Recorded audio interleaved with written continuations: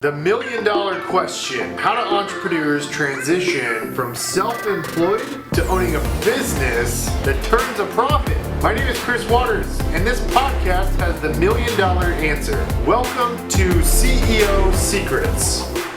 Hey guys, it's Chris Waters. Welcome to CEO Secrets. Super excited to have the president of Century 21 on our podcast today. Michael, welcome to the show. Thanks so much for coming on here. Hey, Christopher, I really appreciate the invite. And like I said earlier, can't believe it's March already. Time to hit the spring selling season, my friend. That's right, man. It's upon us. Well, I have so many questions for you.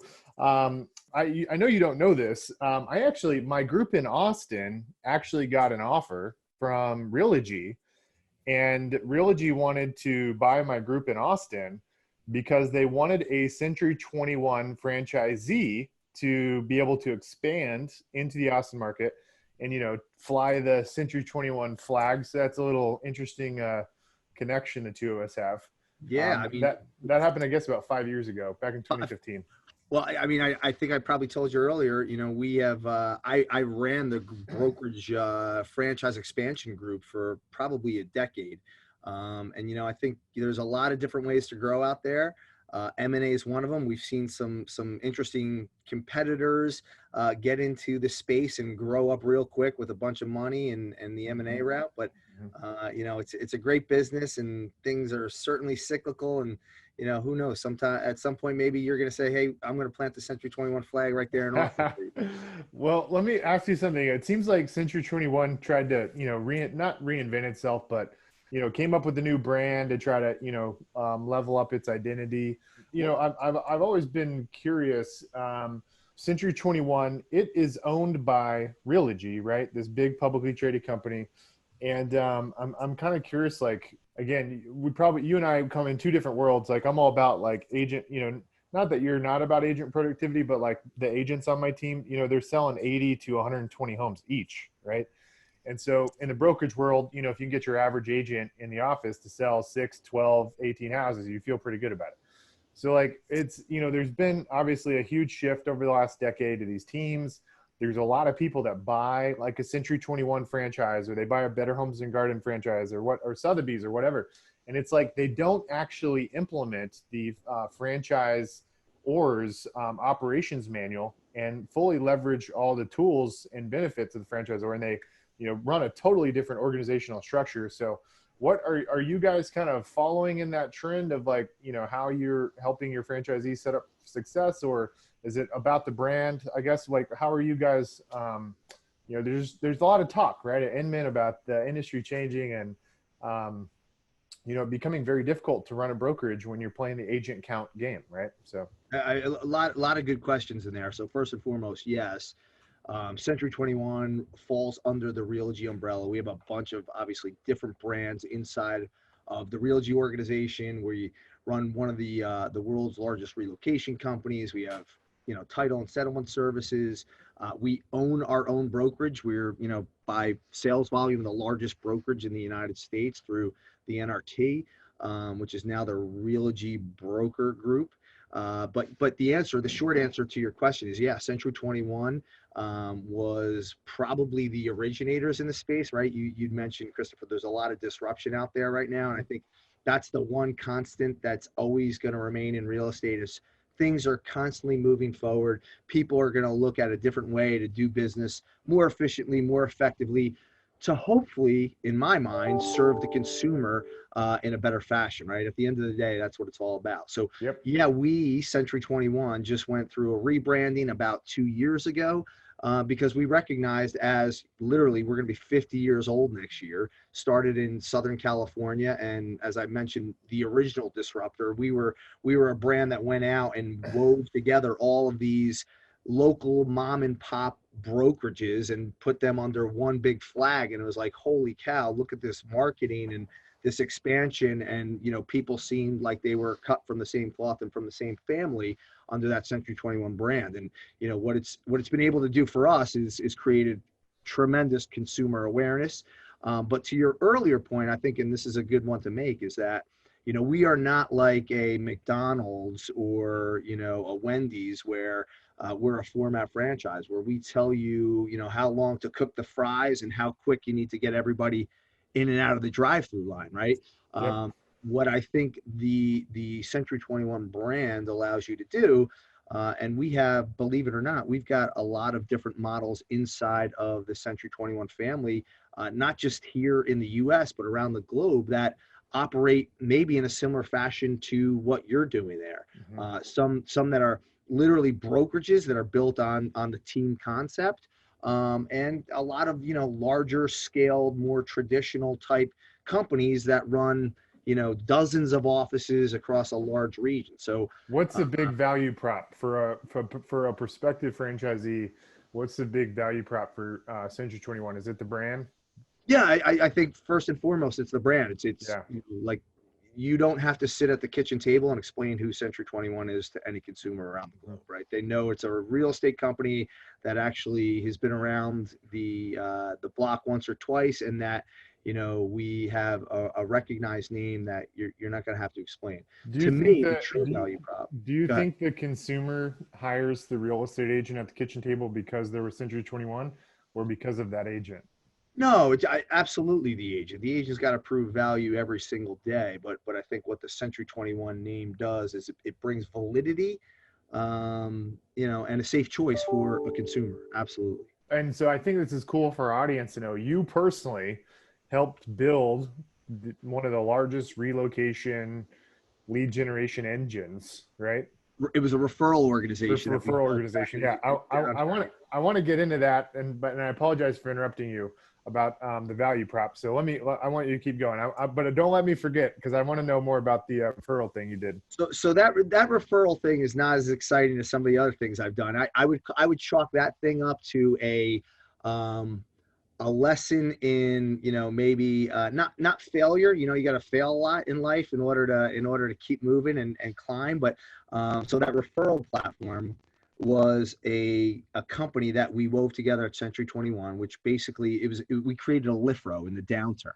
So a lot of agents were leaving the business and still had their license and were connected. And what we did was we set up brokerages in 48 of the 50 states in order to create a nationwide LIFRO. But that's a whole different story. I can go on about that forever. Let me go back to the value proposition. I think at the end of the day, for a local broker, a local owner, a local team leader, entrepreneur, the value in a franchise like Century 21 or a brand like Century 21 is that, you know, if you've ever read the book, The E-Myth, it allows you to go and work on your business versus having to work in the business. And it provides a platform from, you know, whether it's technology all the way through tools, systems, foundations, and training for somebody to scale their business and to go out there and grow. And I think essentially that's, you know, that's kind of what you look for in a franchise like the Century 21 brand, are local broker owners and entrepreneurs like you, Christopher, who's been very successful scaling across different marketplaces, who have that vision of doing something bigger. You have, and so Realogy bought Zip Realty, which was started by some really smart guys out of the Silicon Valley, and they built this really cool lead gen system called Zap. Is that what you guys are? Is that what you're still giving to the Century 21 franchisees, the Zap platform? So yeah, so Zap, it's great point. So Zip Realty was a company bought or founded really in that Silicon Valley area. In fact, we still have a lot of developers and a fully functional office there in Emeryville, right over the Golden Gate Bridge. I think Austin was probably one of the 20 markets that they were a brokerage in. They also had a platform, I think, called Powered by Zip, where they were sending, you know, leads into other marketplaces, but weren't necessarily a brokerage. So the short answer is yes. We purchased Zip for their technology, and also acquired their brokerage in those 20 different marketplaces. And we started building, this is probably, gosh, it was almost 5+ years ago at this point, I think. But what we did was we repurposed their model and their technology to go out and run our technology base. in the news recently, literally at the beginning of this year, is that while there's certain components to that ZAP foundation that we're keeping inside of the Realogy family and certainly inside of Century 21, but we've actually partnered with another company called Real Savvy to produce what we're calling almost like our 2.0 or our next generation technology. And so I think one of the things that we've learned, Christopher, and certainly myself from being in this business a really long time, is that technology is constantly flowing, right? If you go to the NAR trade room floor, you will see vendor after vendor after vendor that are bringing the latest, greatest real estate technologies. And the truth of the matter is that the difficult part is none of them across the board integrate or talk with one another. And so what we're going to, the model we've moved to, is this kind of open architecture platform, which is what we consider next generation, to basically allow real estate professionals, whether it's the brokerage who's providing it or the local agent who wants to plug in their specific technology that they love into this open architecture platform, so that the thing will talk from cradle to grave, if you will, from, you know, the CRM component all the way through the closing and then dripping to that consumer and customer later on down the road. Yeah, I know the Real Savvy founder. I see him in the gym every morning. Great I was guy. gonna say, he's an Austin Rick, guy, right? They're yeah, based down yep, there. yep, Rick Orr. So on the integration side, are y'all using realsync.com to integrate all these platforms? You know, I honestly, when you talk technology to me, Christopher, you're going like way above the Yeah. head. So no, I'm not sure what we're using from that standpoint. There's a tool that, or there's a company out of Austin I personally invested in, and they have, I don't know, there are hundreds and hundreds of brokerages that use it. And so it'll integrate your lead gen systems with your CRM, and it'll pass data real time between both of them. So it maps the data fields from lead gen systems to CRM and then back. So if somebody unsubscribes in your CRM, tells that other lead gen system like, hey, stop sending emails, and then CRM to transaction management. And then transaction management could connect to like Dash, which is the intranet system for Realogy, right? Right. Right. Yeah. So to that point, right? I mean, you just made a perfect point for me, which is like, if you look at any one of our brokerages, they're using half a dozen to 20 different technologies. And then sometimes those agents inside of the brokerage are using something completely different, right? And what I think we found out over the long term, because you hear a lot of people out there in the marketplace saying that they're creating something from the very beginning to the very end. And Keller all Williams, their right? agents, what's that? KW, Keller Williams. Yeah, well, whoever it is, right? All in KW, one. one of them, Compass, right? Yeah. So I think we found out since we, you know, rolled out Zap and used some other technologies that it just doesn't necessarily work as perfectly as one might think, and you're never going to be able to force feed an agent or an entrepreneur to use something that you created for whatever specific reason, even if it's the greatest thing since sliced bread. I have examples where, you know, one top agent in a brokerage won't use another technology because another top agent in that same brokerage uses it, right? It's just the way of our business. So what you're saying is the value of an agnostic integration platform is highly valuable. You know, we believe so. Yeah. Cool. Well, I feel good about my my investment in RealSync then. That's what they do. Cool. So tell me about you know, like how you go about finding franchisees. How do you go about like decide, you know, when you're going through that vetting process of like who to partner with, like how do you know who's going to be successful when you, and then my third question, I'm sorry, I'm just hammering you, is like when you look at all of the collective franchisees you've got, like what is it about, what are the unique attributes, characteristics of your franchise partners that are just crushing it and, you know, doing really, really well? So I apologize, 3 questions all at once, but no, I think those are really great, really fair questions. So number one, how do we go about the product? I mean, we have an entire development team that's across the globe looking for brokers and owners that first and foremost fit into what we would call our culture, right? What part of the vetting process is oftentimes these folks will either, one, come to New Jersey and visit with us, or as an example, we just had 30 companies from across the country and around the globe, one from Italy, that came out to LA for our 121 conference. And I think the first and foremost is that they've got to understand what the culture of the brand is like and whether or not they see themselves inside of an organization like Century 21 and lining up with our mission and our vision, which is really to put the end consumer, the customer, very first and serve their needs above and beyond anything else. And you hear that a lot out there, but it's something that's near and dear to our heart, and something that we want to hear that is near and dear to theirs as well. Once you see those two cultures colliding, your second part of your question is a good one, in that, we have successful Century 21 companies and offices that look completely different in completely different markets. So as an example, our one of our largest franchisees runs over 100 offices. They do 20,000 transaction sides. They're fully leveraged, fully integrated across 6 different states.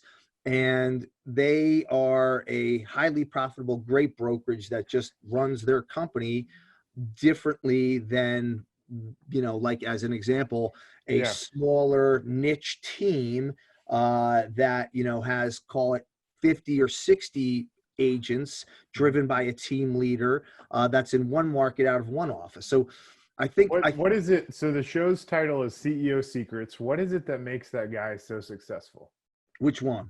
The one that's got, across 6 states, he's, doing thousands of transactions.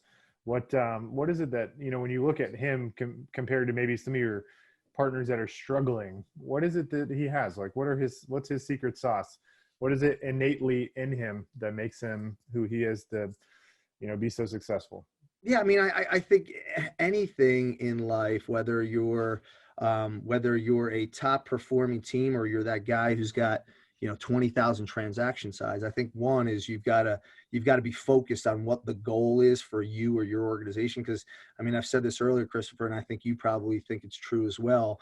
When you're recruiting people onto your team, there's probably a certain profile that fits what you want, yet people probably flex in that profile and are able to still succeed inside your system. But they probably succeed for 3 things in my mind, and I say this all the time, is one, their attitude and their mindset and the way that they wake up every single day and are, they go about life in that positive mental attitude, super grateful for what they have, but always looking at the positive, the optimistic side.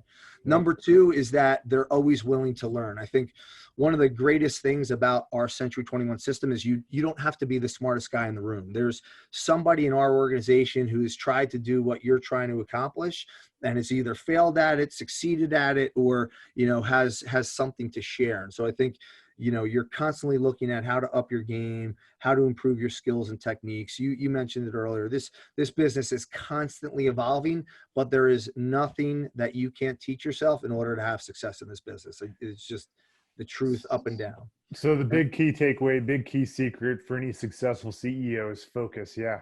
That's hard to do, It is, man. It is in this business, right? Driver and entrepreneurial, focus is hard. It's completely hard. And I think, the last and most important thing out of all of it, honestly, is the actions you take every single day. It's getting up and hitting your feet, hitting the floor, and you executing on your plan. And again, whether you want, how you run your business and your strategy on how you're trying to grow your organization or your personal, business as an entrepreneur, if you're a sales professional, is, and everybody's a CEO in this business, right? You're running your own company. And so, you need to take action on whatever it is that's your goal and focus on that and keep it tight, man. Keep it to, those 3 or 5 things that are really going to make the difference in what you're trying to accomplish versus just getting so busy and so over the top with all the shiny objects and different approaches that you can take in order to have success. What are you most excited about with Century 21, as we're going full steam ahead into 2020? Yeah, I mean, I think it's our mission, our vision.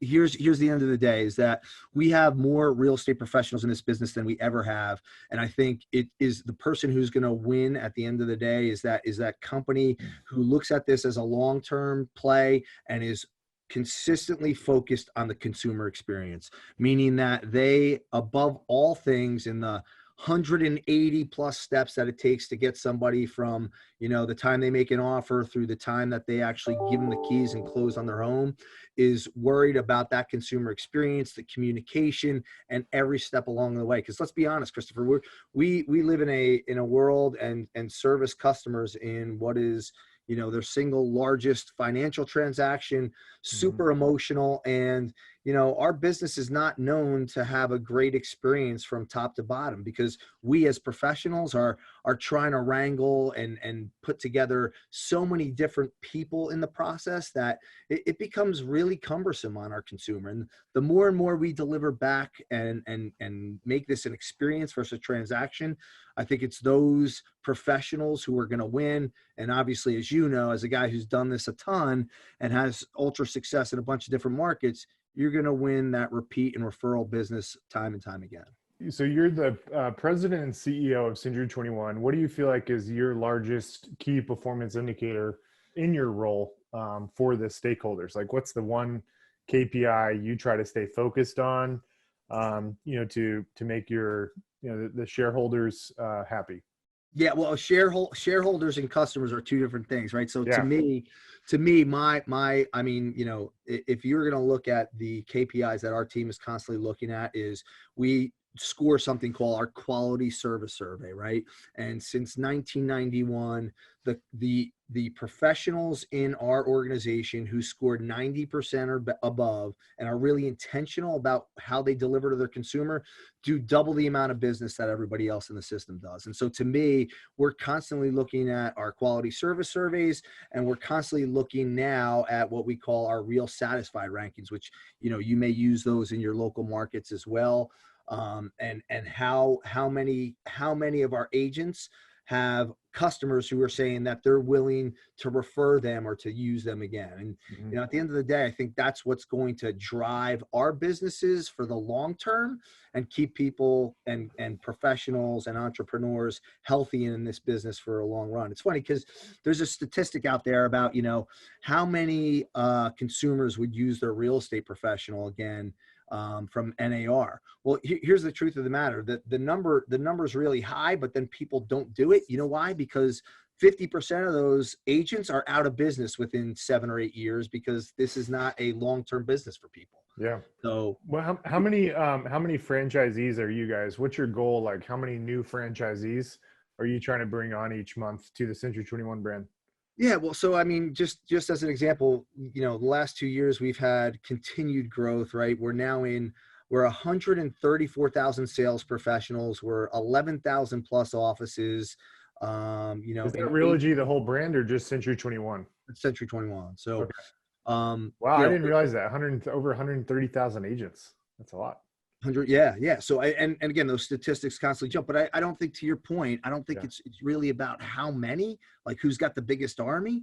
I think you've got to be in this business for the long term. And again, whether you're running a brokerage and you're an owner, manager, broker, building a larger team like you are, where you have a lot of different people inside of the organization spread out around, in multiple countries, it sounds like you're in. At the end of the day, we've got to plan for what does this business look like?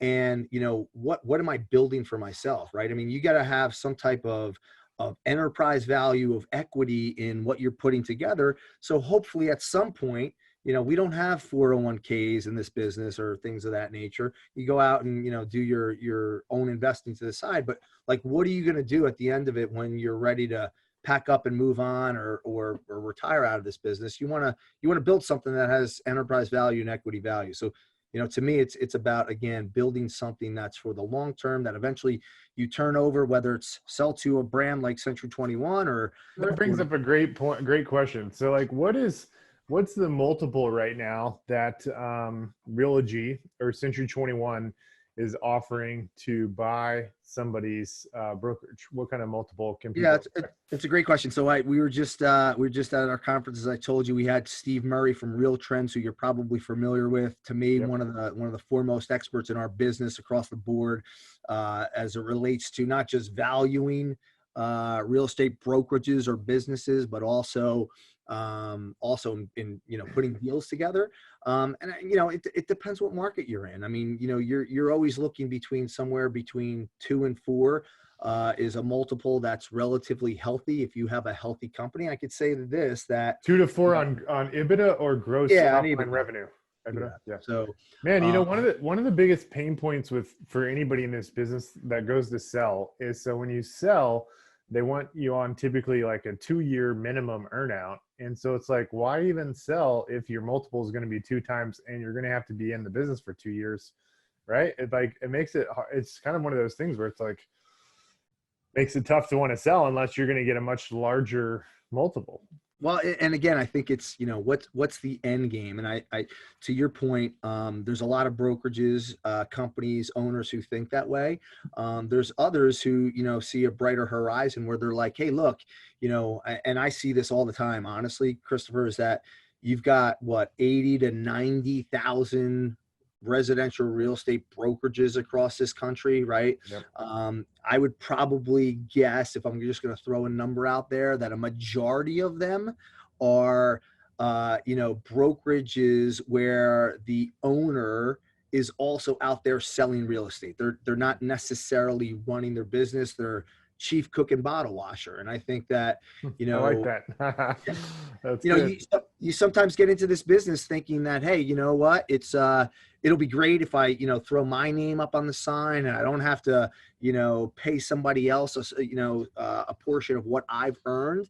And then you get into it and you realize, oh, wait, like I got to clean the toilets and I got to fill up the copier with ink. And then all of a sudden you get a bunch of agents under you, and now they're looking for marketing and tools and technology and help and training and, dotting I's and crossing T's. And it's like, well, wait a second. This is like more time than I bargained for. I'm a great salesperson and an awesome real estate professional. And like, I'd probably make more money and be happier with my life if I just stuck to what I do really, really well. And that's, buying and selling houses for customers. And so, people look at it and they say, well, what am I going to do this for? Why don't I create a 1+1=5 scenario versus, continuing to slog it out Yep. and, be everything to everybody. So it makes, I guess it makes a lot of sense for somebody to sell if they're in that position where they're the solo, like they're the agent and the broker owner.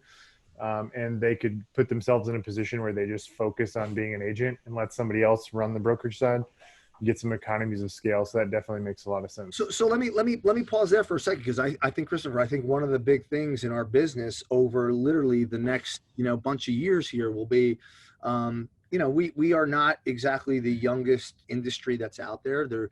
I think the average age is somewhere in the mid to higher 50s years old, and I see an opportunity for a lot of just sales professionals to really take a look at their business and what they've built in a specific market over years at a time, and understand how they build some enterprise value, something that they can refer and sell out, and recoup some of what they built with their name in their marketplace for many years, and try to get some type of equity out of that, right? Some type of sale, if you will. So I don't think it's just brokerages. I think there's, like, agents should be thinking about ways that they can, succeed out of this business and bring in the next generation, because, let's face it, that's where the home buyers and sellers are moving. You got 90 million millennials out there who are, they say that millennials are going to be 50% of the mortgages in the country this year. So,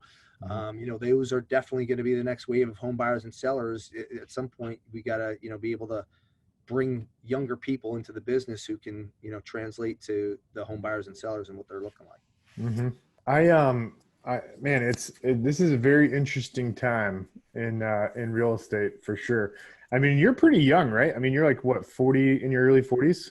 I'm actually I just had a birthday Mid 40s? last week and turned 46, but I'm not as Yeah. young as you. I could tell that. Yeah. Well, not that much older. I was looking at your LinkedIn, and I looked at when you graduated high school. So did you graduate college and go straight to Realogy? I noticed on your LinkedIn profile it said you were VP of sales for Realogy. Was that your first job out of college? My first job out of college, yeah, no. So I tell people, believe it or not, I kind of joke around. I got started in the mailroom. I graduated Westchester University and went right to Sendon at the time. It was a company called Sendon, if you remember. Not only it was Realogy, they owned the real estate component in the Realogy franchise group as it sits today, but they also operated the Wyndham Hotel Group and Avis and Budget Rent-A-Car. And it was like one of the first, big conglomerates that was out there. And then a bunch of years later, they split up and went into 4 different divisions. But I literally got started at the ground level, renewing Century 21 franchises back in 1998. It was an interesting time, and I learned a lot since then. So I'm agnostic to brand, right? Like I'm an independent broker. I don't fly on anybody's flag, and I meet lots of people. I'm in Keller Williams' backyard. I've got lots of friends at EXP, and everybody's throwing stones at each other, right? And I'm independent, totally. Outside of all these brands throwing stones at each other. The thing, a lot of EXP agents say about Realogy, obviously they talk a lot about right now, which maybe you're aware of or you're not, but they talk a lot about the stock price of Realogy and, the amount of debt Realogy has. Like, what's your feedback to those folks at EXP that are all high and all feel like they're flying high on the EXP stock and the rev share model? What's your feedback to them about the Realogy stock price and the debt and all that? Yeah, no, I mean, I don't have a lot of feedback outside of saying there's definitely something for everybody in this world. If you look at the amount of competition, you can always say that there's going to be new entrants that come and go in this market. I remember names like Foxtons and others that were discount models that were brokerage owned. I think EXP is an interesting model. I think, if agents can have success and they think that the stock is what they like to do because they're great recruiters, and that's an incentive for them. I think it's fantastic. Yeah. I would say that if you look at Realogy is really the only company out there that's profitable, right? I mean, what's EXP's EBITDA on a yearly basis? So, look, there's definitely something for everybody. It's not to say that their growth hasn't been fantastic. I do think at the end of the day, the purpose of business is to make a profit. We've seen a nice little leap, in our world, because I think if you look at what happened to a company like WeWork as an example, like, Regis has been around for a really, really long time. And WeWork's come in and they got, infused with a bunch of investment dollars, and, it's exciting, but, they go to be public and, spin out an IPO, and, when you lift up the hood and take a real look at their financials, things are a little bit different. So, So like I said, there's something for everybody out there, but what's the leadership at? So you're 100% focused on Century 21, growing Century 21, the brand, all that stuff. But like, what's the leadership at Realogy say about the stock price? Because at one point, Realogy stock was, north of $50 a share. yeah, Just like 5 years ago, and and in the last 5 years, the market's been going like this, and now the real estate, it went from $50 a share down to $9. Like the leadership team has to be saying something to you guys about like what's going on. Like what's their feedback? What are they saying? Yeah, no, I mean, we're kind of staying the course on our strategy and our model. It's worked well for us. It doesn't feel great that, you're a company that has, the earnings that we do and the growth that we've seen, and be undervalued, we think, right? And so, there's a lot of things that we've done from a publicly traded company standpoint to, increase our value and to help, get more investors excited about what we're doing. And, you can read those in our 10K and see what we've done out there as far as, buying back stock and reducing debt and all that good stuff. And, we think we're a solid company. And like I said, one of the only companies in the residential real estate space that actually makes money. So we feel good about it. And we're just, as I said, trying to be focused on our strategy, not getting caught up with all the other stuff that happens out there. Yeah. Again, I'm agnostic around the brand. And so I happened to dig into this prior to you coming on the show today. And Realogy, the conglomerate, if you will, controls over 1 million transactions, I wrote all this down, 6.1 billion in revenue, made a net income of 137 million. This was for 2018, by the way. And so that's a pretty substantial amount of money. And you bring up a really solid point that a lot of these guys coming up the ranks, if you will, that have raised a lot of money and are, trying to disrupt the industry. It's like a lot of them don't have a way to make money. Like the unit economics don't make sense. And I'm purely asking from a very, what's the word I'm looking for? I really don't have a fight in the game, if you will. It's just I see the back end of Realogy, because it's a publicly traded company. It's making north of $100 million net per year. And and I'm like, why is the stock price going from $50 to $9 when it makes over 100 million net per year? So anyways, just more of a curiosity thing. Yeah, no, it's a great question. I think, look, I'd certainly like the stock price to be higher as well. I think everybody would. And I think with our strategy, when you look at our CEO, Ryan Schneider, and some of the focus and some of the things that he's brought to our organization in the last few years, it's exciting. And we're looking forward to continue to capitalize and stay focused. So I'm saying this from a very selfish perspective, but I know what you guys are doing with Real Savvy and the Op City guys, because they're all in my backyard. And so that's right. That's right. They're all Austin based, right? Yeah. And so like I have a lot of, I was at Ben Rubenstein's place for a Super Bowl party, and they were telling me about the deal they were putting together with you guys with Real Savvy.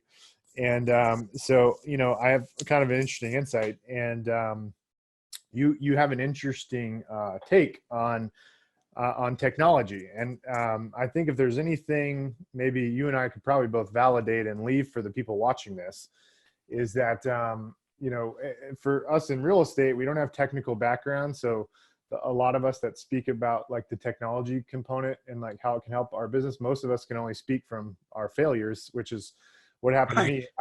I went out and built this crazy robust Salesforce instance. We spent over $1 million.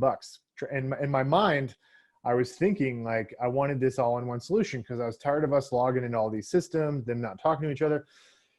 And so we spent 3 years going down this path, outside developers, internal Salesforce administrators, et cetera. And after all of this, basically what I learned is it's not that we actually need an all-in-one solution. We need an open architecture where they all speak to each other. And so I don't know who you would tell this to at Realogy, but you need to, I guess, Zap Labs, maybe. Is it Zap Labs? Right? They're just outside of San Francisco. You should tell them to look into what RealSync is doing, because I'm biased because I'm an investor in it. But my team was one of the beta testers, and we like literally put in our username and password for 3 different lead gen systems to pump the leads into our CRM.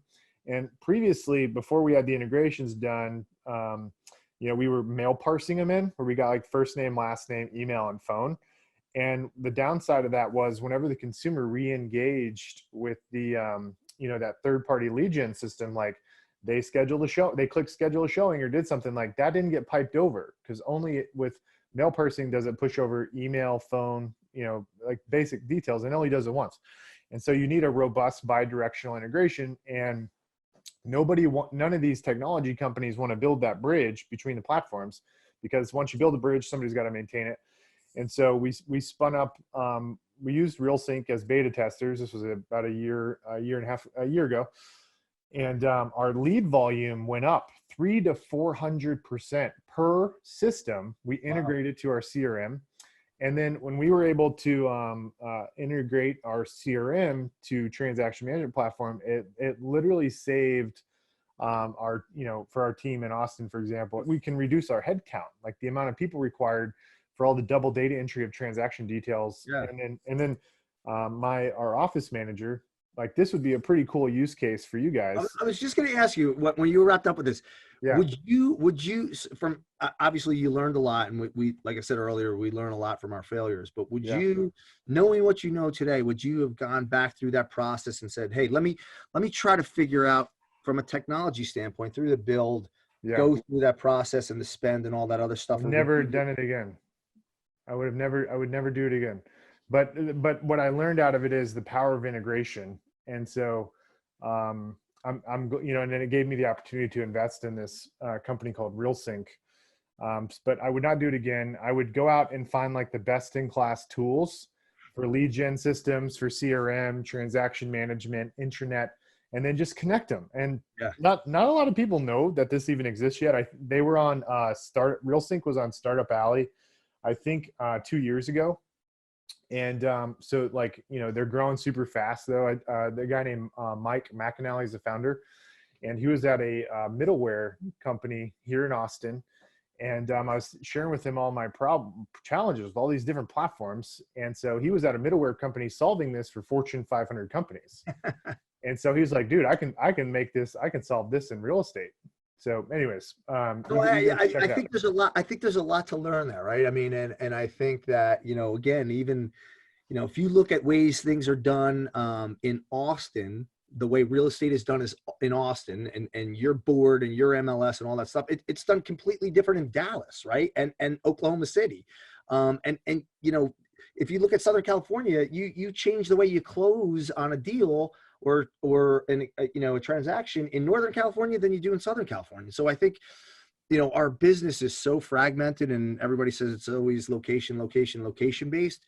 It's so true, and across state lines and the rules and the regs. And so I do think that, to your point, you know, if you can just have that kind of that sync up where everything's plugged into, you know, I can't even tell you the amount of different technologies that we use across just our brand in different marketplaces. And I think that every agent is going to want something different, unique, and something that they like versus what other folks have. And, you know, if you look at the hundreds and millions of dollars that are getting poured into this space, billions at some point, right? Billions, yeah, billions. Came Yeah. back from Inman, and it was up to whatever it is, 50 billion last year. It's just these crazy numbers.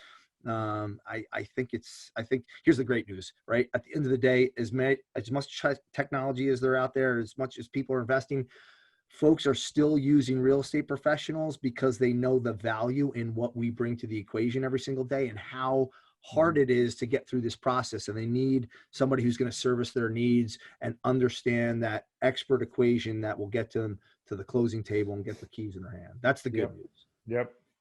Man, this has been great. We've shared a lot of nuggets in the past hour. Before we go, I'm just curious, what are your favorite industry conferences to go to for people that are watching this? Where are you gaining, you know, your industry knowledge, if you will, about what's going on? Like, how do you keep up? Where are you going? Yeah, no, I mean, you know, so we're talking a lot about the Inmans, and you know, you can go to the Real Trends and certainly the Swanepoel stuff, and they're all really good and really interesting.